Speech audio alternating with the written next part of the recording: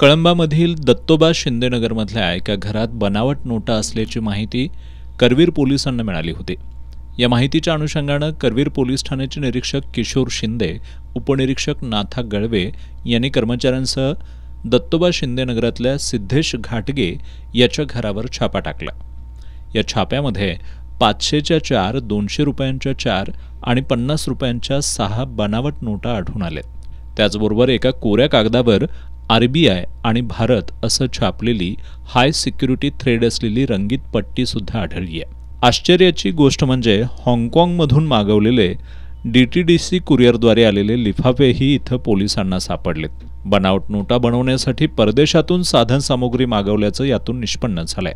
पोलिसांनी हे सर्व साहित्य जप्त करून या प्रकरणी सिद्धेश घाटगे आणि विकास पाणारी या दोघा संशयितांना अटक केली आहे। त्यांना न्यायालयानं 25 फेब्रुवारीपर्यंत पोलीस कोठडी सुनावली आहे। कळंब्यात बनावट नोटा छापण्याचा उद्योग सुरू असल्याचं उघडकीला आल्यानंतर कळंबा आणि परिसरात एकच खळबळ उडाली आहे। पोलीस निरीक्षक किशोर शिंदे यांच्या मार्गदर्शनाखाली पोलीस उपनिरीक्षक नाथा गळवे या प्रकरणी अधिक तपास करतायत।